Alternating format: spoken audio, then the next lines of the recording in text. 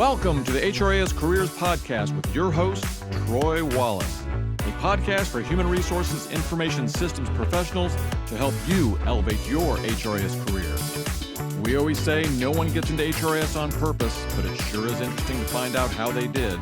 We interview your HRIS peers to find out how they got tricked into the industry and what lessons and tools they use to progress their careers along the way.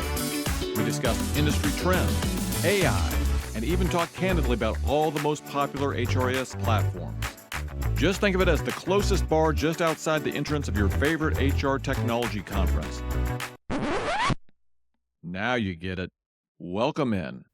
Welcome to the HRIS Careers Podcast, broadcasting as usual live from the beautiful studios in downtown Omaha, Nebraska. So we're going to get right into it. We got an email yesterday from a very reliable source. We could have probably scooped the world, but unfortunately I had to work. So we didn't get to it till today. But if you haven't been hiding under a rock, it probably hit your news feed at some point yesterday. But Workday is cutting 1,750 jobs. It's going to be a pretty raw reaction because I'm on an email list from a good industry analyst who clues us into things pretty early normally. He doesn't allow me to share his information, but if you want to email me at troy.wallace@HRISCareers.com, I can probably get you on the email list privately. But anyways, let's dig into it. We're just going to unpack everything that's happening with the Workday layoff, what this means for HRIS professionals, and if you've been impacted by the layoff yourself, what can you do next? Because to be real, in the HR tech world, change is constant, but that doesn't make it any less stressful when it happens. Certainly, if you know somebody at Workday, let them know about HRISCareers.com, where we're posting jobs pretty consistently. People looking for HRIS skill sets, and Workday is typically pretty in demand still. All right, grab a coffee. If you're listening after hours, maybe you want something a little stronger, and let's get into it. So what Workday said, and maybe more importantly, what they didn't say. So we'll start with facts. Internal Workday email from leadership framed this as a restructuring to align resources with evolving customer needs, particularly around AI. Maybe they're all speaking from the same script because we're starting to hear this more often. My take is, and what I hear, and I love the Prof G podcast, shout out to Prof G. He talks about a lot of companies that are just slowing their hiring because maybe they can do with their existing workforce because they're becoming so much more productive, they don't necessarily need to hire. He talks a lot about them slowing their hiring process, especially for new grads, just because they're able to get so much more done with AI that they don't have to add new headcount. Anyways, we'll get back to it. So they're cutting jobs, but they say they are continuing to hire in what they call key strategic areas. So U.S. employees will get at least 12 weeks of severance. Not bad, not great. I think most people will probably want to keep their job, plus whatever stock vesting they have, career services, other support, which is pretty basic in layoffs.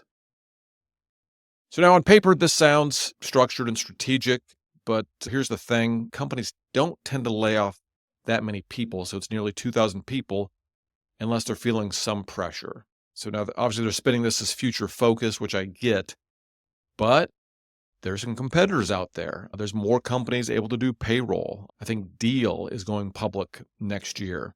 There's definitely a growing cadre of competitors out there that are probably slowly, and we're just talking HRS. I know Workday has ERP type of functionality, finance, etc. But there are companies that are starting to erode into the big enterprise players, SAPs, Workdays, Oracle's playground. All right, so let's just go through a few things that stand out. So obviously the emphasis is on AI. Every layoff you've seen that over the last 18 months is talking about AI reshaping the HR tech space, but shifting the focus means existing roles become redundant. Is that true? I'm not sure. It says that they're expanding their global footprint, which could mean they're doing more jobs, especially for cost savings. And if you're in the HRS industry, which most of us are, there's a lot more offshoring. If you're in consulting, that you are competing in a global economy at this point because more and more companies, especially after COVID, if people are not going to be in the offices, why not offshore to a less expensive resource? I get that. This is the restructuring will continue into 2026. And that means that maybe this isn't the last layoff we're going to see out of Workday. If you're working in HR tech, especially for Workday, this is obviously something to watch closely. I still see quite a bit of demand for Workday in the consulting world. The rates are staying pretty steady, but obviously this is maybe a canary in the coal mine. All right, so what does this mean for HRIS as industry? We'll zoom out a little bit. Workday obviously has been a dominant force in enterprise HRIS for years. When a major vendor like this restructures, it certainly raises some questions. Number one, are companies spending less on HR tech? If big enterprise customers are tightening budgets, Workday could be feeling the pressure. Is AI actually replacing jobs? The email suggests Workday is re-engineering processes and investing in AI. Are we starting to see some automation making certain HRIS roles obsolete? Company at Workday, I wouldn't say it's necessarily HRIS roles, but obviously they're a big company, and if they can automate their back-end processes, back-of-the-house processes with AI, certainly they're going to do it. Question number 3, will other vendors follow suit? Workday isn't the only HRIS company making moves. We saw UltiPro or UKG last year in that botched layoff where it was leaked a night before anybody knew about it, went out to an email list. We do have an episode on that we'll link in the show notes. So for HRIS professionals, it certainly means staying informed, adaptable. If your company runs Workday, it's worth asking how this impact your support and future upgrades. I'm not so worried about that. If you are a Workday shop, I'm more in the Oracle ecosystem. But if you're in the Workday ecosystem, that may be questions that you want to ask. Where are these layoffs coming from? And finally, if you've been laid off or are worried about it. So if you're one of the 1,750 impacted Workday employees, hearts go out to you. I know that's rough. I've been involved in, I think, 2 layoffs. Not fun. If you've got a job waiting or if you were considering taking another job anyways, maybe it's like a 3-month bonus with the severance. But I know for most people, that is a tough thing to go through. So layoffs stink. Again, even with the severance package, it's stressful. But I've talked to a lot of HRIS professionals over the years, and I can tell, in a lot of these moments, as tough as they are, sometimes they often lead to some unexpected growth. I think there's a book called Who Moved My Cheese? That's happened to me at least 3 different times as certain software goes out of vogue and you've got to go learn something new. And sometimes it's a forced transition. But for me, and I'm going through one of those right now, it's always been positive in the long run, although short-term pain, long-term gain, I guess they say. So here's what I'd recommend if you're in that position. Obviously, take advantage of Workday's career support, whatever they're offering. It's there for a reason. Some other basics: update your LinkedIn profile, network.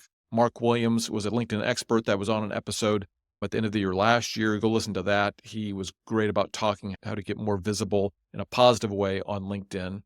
Certainly let people know that you're looking.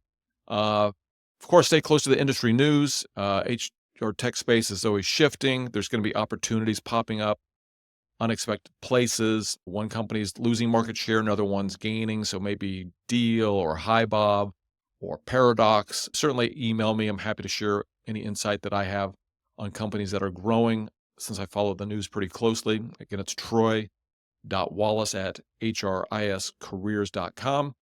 Go over to HRISCareers.com, register for the job alerts. We're always posting jobs out there. You can register a profile, and we do have some recruiters that come in and look at those profiles, so certainly take advantage of that.